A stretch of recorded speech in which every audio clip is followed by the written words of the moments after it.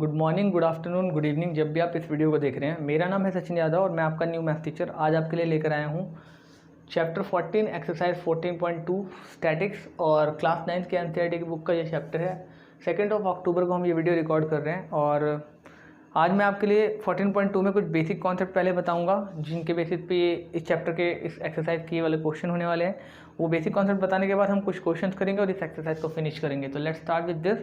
सबसे पहले मुझे आपको कुछ चीज़ें बताने की जरूरत है कि डेटा क्या होता है और इन्फॉर्मेशन क्या होती है। ठीक है, मैंने लास्ट क्लास में भी आई होप आपको बताया होगा और फिर भी एक बार रिपीट कर दे रहा हूँ कि डेटा जो होता है वो रॉ फैक्ट एंड फिगर होता है। डेटा मीन्स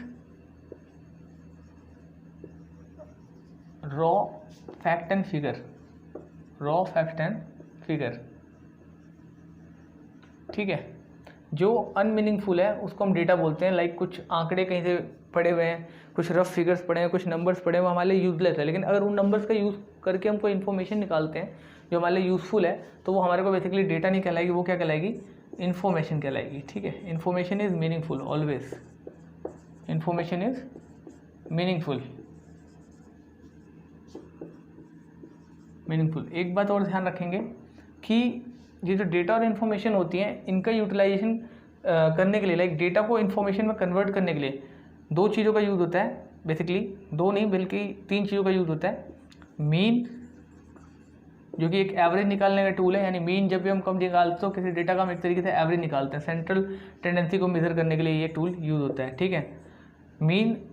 फिर होता है मीडियन, किसी भी चीज़ के मिड पॉइंट को नापने के लिए हम मीडियन का यूज़ करते हैं। ये भी बेसिकली ऑन एन एवरेज ही बताती है, किसी चीज़ का मिड पॉइंट बताती है, आप ये कह सकते हो। ठीक है, तो इसका भी यूज़ होता है। ये भी हम सीखने वाले हैं इस चैप्टर में निकालना, किस तरीके से मीडियन निकाला जाता है, किस तरीके से एवरेज यानी मीन निकाला जाता है, किस तरीके से मीडियन यानी मिड पॉइंट निकाला जाता है। और third one is mode. Mode is most repeated data in the observation. It is most repeated data, most repeated data in the observation, in the information जो हमें गिवन होती है उसमें जो मोस्ट रिपीटेड डाटा होता है उसको हम मोड बोलते हैं। ये तीनों चीज़ें ही हम निकालने वाले हैं, सीखने वाले हैं निकालने के लिए। और इनको निकालने के लिए बहुत सारे तरीके होते हैं, लेकिन उससे पहले आपको समझना पड़ेगा डेटा अगर हम on the basis of look, देखने के बेसिस पे बात करें तो डेटा दो तरह का होता है। ठीक है, एक आपका ग्रुप डाटा होता है, एक आपका अनग्रुप डाटा होता है। ठीक है, दोनों का मैं आपको एग्जाम्पल देता हूँ। ठीक है, डेटा के जो टाइप होते हैं, डेटा टाइप वो ये होते हैं, एक ग्रुप डाटा और एक आपका अनग्रुप डाटा। ठीक है, तो इस चीज़ को आप नोट डाउन कर लीजिएगा कि ग्रुप डाटा और अनग्रुप डाटा दो तरह के होते हैं। ग्रुप डाटा आपको हमेशा ऐसे मिलेगा 0 से 10, 10 to 20, 20 to 30 इस तरीके का। और अनग्रुप डाटा आपको इस तरीके से मिलेगा 1, 4, 5, 7, यानी कोई ग्रुपिज्म नहीं होगा इसमें। ठीक है, इसमें कोई ग्रुपिंग नहीं होगी। तो कुछ ऐसे रॉ फैक्ट एंड फिगर दिए होंगे आपको। ठीक है, और जो 0 to 10 वाले होंगे उसमें इस तरीके से दिया होगा, लाइक ग्रुप वाले डाटा में 0 से 10 वाले स्टूडेंट 7 है क्लास में, तो इस तरीके का आपको डाटा दिया होगा। ठीक है, तो ये दोनों ही तरह के डाटा को आप नोट डाउन कर लीजिएगा। ये पूरा जितना भी डिटेल मैंने आपको लिखवाया है इसको वीडियो को पॉज करके नोट डाउन कर लीजिएगा, क्योंकि आगे ये यूज़ होने वाला है। ठीक है, और इनको करने के लिए हम एक फ्रीक्वेंसी डिस्ट्रीब्यूशन टेबल भी बनाते हैं, टैली मार्क भी बनाते हैं। वो सारी चीज़ें क्या होती हैं मैं आपको वीडियो में आगे समझाने वाला हूँ। तो लेट्स स्टार्ट अगेन। मैं इसको रब कर रहा हूँ, आगे मैं वही चीज़ें बताने वाला हूँ जो मैंने अभी आपको बोली है कि किस तरीके से हम टैली मार्क के थ्रू निकालते हैं अनग्रुप डाटा का फ्रीक्वेंसी, या फिर फ्रीक्वेंसी डिस्ट्रीब्यूशन क्या होता है, रेंज क्या होती है, क्लास मार्क क्या होता है, ये सब कुछ हम सीखने वाले हैं। तो कुछ और बेसिक कॉन्सेप्ट एक बार और। ठीक है, सबसे पहले हम बात करते हैं कि टैली मार्क क्या होते हैं। ठीक है, फ्रीक्वेंसी क्या होती है किसी भी डाटा में, टैली मार्क क्या होता है, फ्रीक्वेंसी क्या होती है। मैं बात करता हूँ टैली मार्क, फ्रीक्वेंसी के बाद आपके टैली मार्क था, टैली नहीं था सिर्फ, टैली मार्क क्या होते हैं। ठीक है, फ्रीक्वेंसी क्या होती है, ये आपका फोर्थ था। फिर हम बात करते हैं रेंज क्या होती है। ठीक है, रेंज क्या होती है।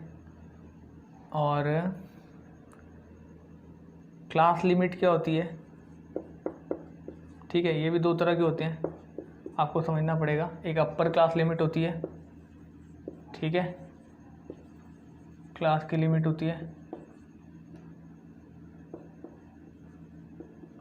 ठीक है, और एक आपका लोअर क्लास लिमिट होती है। ठीक है, अपर क्लास लिमिट और लोअर क्लास लिमिट, दो में लिमिट्स होती हैं। रेंज क्या होता है, रेंज कैसे निकलता है भाई, अपर क्लास लिमिट में से, ठीक है, अपर लिमिट में से आप कभी भी माइनस कर दो लोअर लिमिट को, तो वो आपका क्या होगा, रेंज निकल जाएगा, ठीक है। फ्रीक्वेंसी क्या होती है, किसी भी चीज़ की रिपीटिशन, रिपीटिशन कितनी बार होती है वो फ्रीक्वेंसी कहलाती है। टैली मार्क कुछ इस तरीके से मार्क होते हैं, 4 होने के बाद 5वें में हम इस तरीके से कट मार देते हैं, ठीक है। 1 2 3 4 डाटा कितनी बार रिपीटेड है उसको फिर ऐसे मिला देते हैं। 5 के पेयर्स होते हैं, 5 के पेयर्स में हम इसको रिपीट करते हैं। तो ये सारी चीज़ आपको समझने वाली है।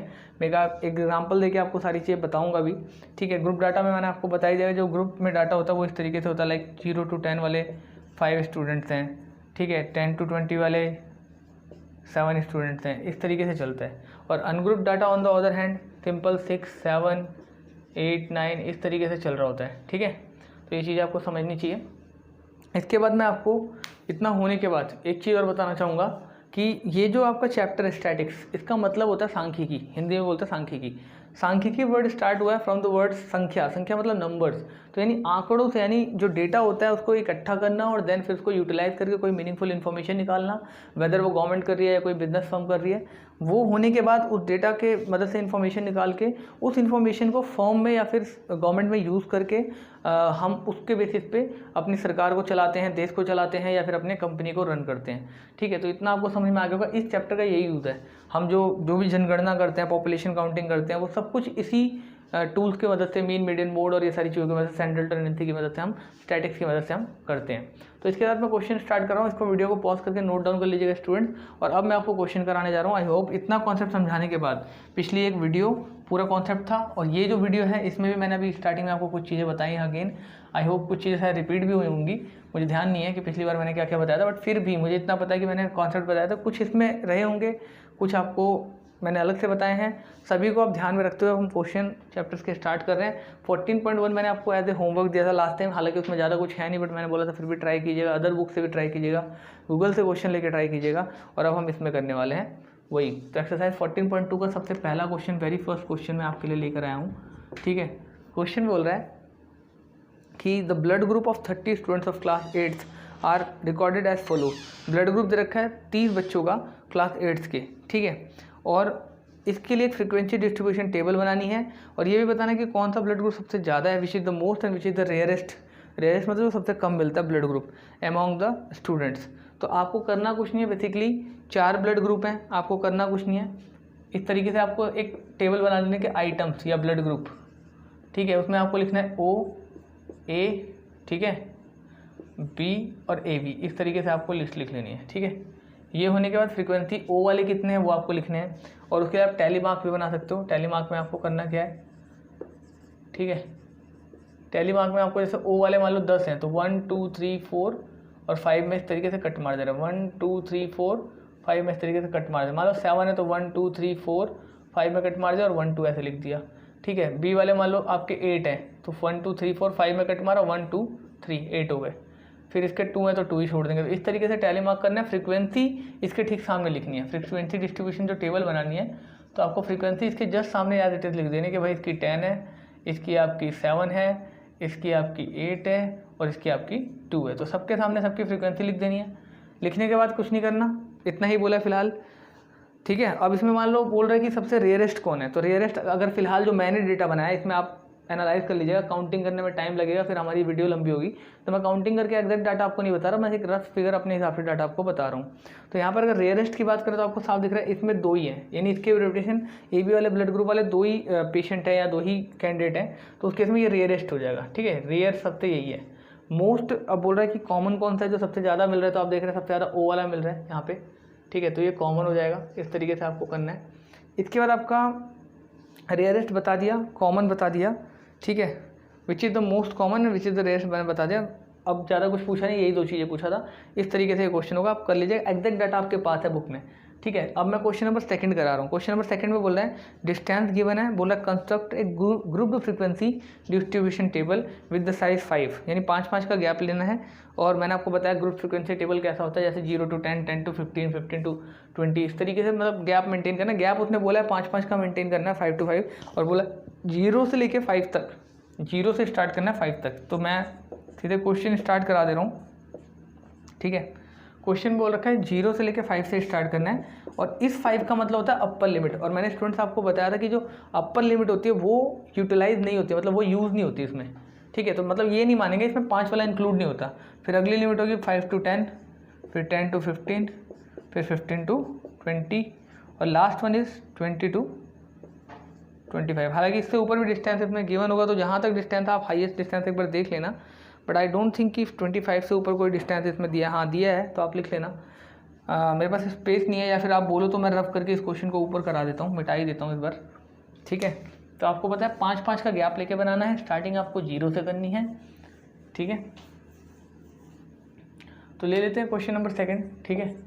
क्वेश्चन नंबर सेकंड बोल रहा है कि स्टार्ट करो फ्रॉम 0 to 5, ठीक है। तो 0 to 5, 5 to 10, ठीक है, 10 to 15, 15 to 20, इस तरीके से ग्रुप डाटा बनता है फ्रीक्वेंसी डिस्ट्रीब्यूशन का।